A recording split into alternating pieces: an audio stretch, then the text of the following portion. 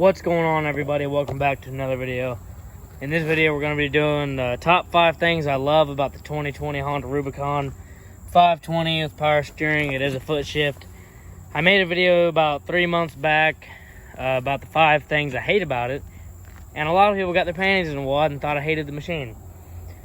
So that video got quite a bit of dislikes because people misunderstood what I meant, and they're like, oh well, I have one, no complaints, quit complaining, blah blah blah. Why are you fussing about this when you do this? I mean, I don't know. Some people just ain't as smart as some, but we're not going to judge people for that. So anyways, in this video we're going to be going over the top 5 things I love about it, instead of being so negative about things we hate. Been meaning to make this video for a while now, just haven't really had the chance, but here we are. We're going to make it now. Starting with the number 1 thing. Now, it's not really in order like, you know, number 1 or number 5. This is the first thing I love about it. They're all equally loved. First thing I love about it, Honda reliability. I'm not trying to be a preacher here, but it's got 1,050 miles on it, as you saw in the first clip in this here video. And it's got about 80 something hours on it. I've rode it pretty hard. I had a 19 I rode hard and a 17 I rode really hard. Never really had any major issues. This one here, haven't had an issue. The only thing is that front CV axle, and the only reason it's out is because I ripped a boot, which is my fault. And then I went to rebuild it, and I'm an idiot, and I didn't know what I was doing. So I didn't realize you had to pull the outer boot first, causing me to get angry and throw the axle away. But we have an East light coming. It would be fixed by now, but I accidentally ordered a rear the last time I worked on it. So we got a front on the way. We have a rear for spare now. But that should be fixed soon, so that's no big deal. To me, there's just not another machine out there like this that's this reliable. Yeah, Yamahas are pretty reliable, but the one I had, as you guys know, maybe you don't, maybe you do, was very unreliable. But I know the Grizzlies are different, maybe. And then things like this, the Yamaha or the Suzuki even. You know, my dad has a Suzuki that he rides, and, you know, he never rides in mud like I do or anything. And he got 600 miles out of a set of brake pads. My Yamaha would get about 300 out of a set, and this is all factory, you know, Suzuki, Yamaha stuff. But on this machine, or any Honda I've had, really this one, yeah, this one hasn't seen a lot of mud compared to the other ones. You know, a lot of just trail or road. I've got the original pads on here still. I mean, they're probably about close to being changed after 1,000 miles, but the fact that they're still on there is pretty impressive to me. Tires, factory tires are decent. Yeah, they're starting to wear out, but I mean, not bad. Stock tires, everybody changes them out anyways. Quality-wise, everything seems pretty good. The bumpers, I mean, they're better than no bumper. Not the best, but the plastics, you know, they're holding up good. So it's a very reliable machine. The second thing, number 2 on our list, is the comfort and rideability. This is a very comfortable machine compared to any other machine I ever had. Definitely more comfortable than a Rancher by far, and any Yamaha I've rode. Even a Grizzly does not even compare to this, in my opinion. That's my opinion. I have not rode a Can-Am. I have rode Polaris, so I couldn't tell you about a Can-Am compared to this as far as comfort, but so far this is the most comfortable machine I've ever ridden by far. The seat is just so comfortable, soft, plenty of room. Handlebars are sitting perfectly. I like the way they're positioned. Just everything. The way your feet sit on there, you got these nice big foot pegs that'll keep you in place no matter what. The factory grips aren't that uncomfortable, and they're pretty comfortable, but I changed them out right away. The positioning of your feet, your legs, handlebars, you're always pretty comfortable. Now, I'm not a tall person, I'm only 5'8", but still, I mean, comfortable to me. It also handles very well. Takes corners better than you'd think on a utility machine. Just handles very nicely. The suspension's very nice for a stock machine. Absorbs bumps, corners. You don't even know you're riding it. I mean, it's just so comfortable. I would like to upgrade the shocks though, because I'm interested in being even more comfortable. So let me know if you guys know of any good aftermarket shock that's comfortable, because I have one of these, as you may know, that's it's not making the noise now, but one of them squeaks a lot and it annoys the crap out of me. So I need to get that redone, get new shocks. The exhaust is perfect sound, sounds decent. It's not so loud that it hurts your ears. So you in Montana, I rode for hours and hours on end without, my ears hurting or headaches or anything. No, major issues like that. Now, the one thing that is irritating is if you're going down the road about 35, 40, something vibrates up here. I'm not sure what it is. It's done on all the Hondas I had. You guys know what I'm talking about if you have one. It's up here, it's going, nee, nee, nee, nee, nee. Sounds horrible. It's annoying. The rear ends make a lot of noise if you're turning.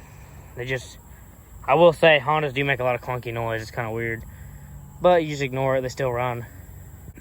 Now, the third thing on our list, the third thing I love about this machine is the way it looks. And I'm being honest with you. I love the way these look. I prefer the older style, the 15 through 19 front bumper and grill. But this one's still very nice. It does grow on you after a while. I like the headlights, that square look. It just looks so beefy. You got these big, nice fender wells here. Just nice design. I love it. The headlight looks good. Reminds me of a mosquito or something, or a hornet. I like it. Stickers look good. Racks look good. Bumper looks good. Stock tires don't look good, but that's easy change. Just the way everything's shaped looks great. So I love the way they look. That's a major thing with this machine I like, is the way they look. Coming in the fourth spot, my fourth favorite thing about this here machine is this here button. 4-wheel drive, diff lock. My Rancher didn't have diff lock. The 19 had this too, because it's a Rubicon. The Rubicons all had that, at least after 2015 that I know of. Love the diff lock, the 4-wheel drive. I know a lot of people have the 4-wheel drive flashing light issue. I haven't had that yet. I don't ride in a lot of water. But I put it in 4-wheel drive, it locks in right away. I lock the diff, half a tire rotation, it locks in. It's just so amazing to have that steady torque going to all 4 wheels at the same time. That comes in handy a lot. So that's one of the major things I like about it. The number 5 spot is the simplicity of this machine.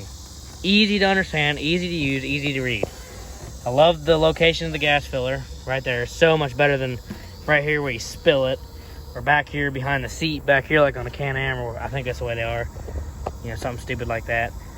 Headlights, they've had the same switch since the beginning of time. Our old Big Red 250 has the same exact design here. Oh, maybe this one's yellow, that one's white. Who cares? Very simple design. They kept something that works great. Why change it if it works? Very simple cluster to understand. Very simple. You go through it just like this. Shows your time, your mileage, your trip meter, temps, hours. Kind of ignore that right there. You guys don't need to see that. But I will show you a secret, okay, on how to get this thing to kilometers. You get to your odometer and you just hold down the button. After a while, it'll change to kilometers. That's how you fool people that have Hondas. You make them mad because they wonder why they're in kilometers now. I didn't know that. It took me forever to figure that out. Figured it out on accident. And then, your 4-wheel drives over here, very simple. I like having a rear brake on the left, front brake on the right. Having your park, reverse. People struggle to understand that, but if you can't understand that, you don't need to ride it anyways. So I kind of got over that. But yeah, that's the 5 things I like about it. Now, I do have maybe some honorable mentions or things that were didn't make it into the spot, but we will go ahead and mention them. I love the fact that it's a foot shift. I'm in control of my gears. I love that, in your control always. Love that. And it makes it more fun. That's half the fun right there.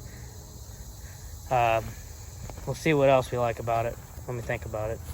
I like the toughness of these here racks because, as you may or may not know, on my 19, I got thrown over the handlebars and busted my face right here. Bad. Swelled up bad.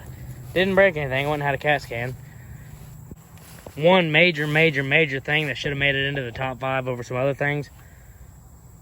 Simplicity when it comes to working on it. Oh my goodness.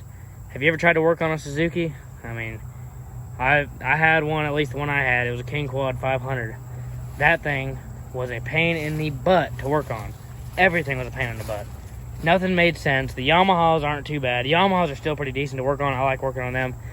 But out of all of them, this right here has to be the most simple, easy to understand, quickest, easiest. I don't have to pull a million plastics to change the oil. I pull the centerpiece. It takes 2 seconds. It's very simple to maintain this thing. You know, the Suzuki, you got to pull a bunch of these little stupid plastic clips to change your oil. It's unnecessary, and you break them. So this is definitely a very easy one to work on compared to the others. I love having disc brakes in the rear. I feel like that helps a lot compared to the drum brakes. I prefer that 100%. I like this towing capacity. It's not really a towing capacity sticker, it's more of a joke. The sticker's kind of a joke. Tongue weight 30 pounds, toe weight limit 1322. Huh, if only you knew. Anyways, I haven't been riding it much at all with that front axle like that, but we will get a lot more videos to come of this thing. We'll take it to Lake Hauser again. I haven't been there in a long time. We'll go ride Hatfield McCoy, the Carolina Adventure World, Busco Beach, all these places we'll go ride. I'll get some shots. I'm probably gonna snorkel it, even though I don't know. I don't really want to, but if that's what you guys want, I'll snorkel it. Let me know down in the comments if you want to see a snorkel on this thing, or this and that.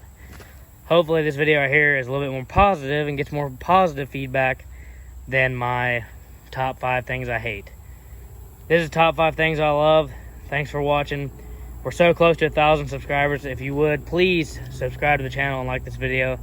We're so close, and I want to get there soon. And the top 5 things I hate is sitting at 14,000 views after 3 months. So I'm going to go for...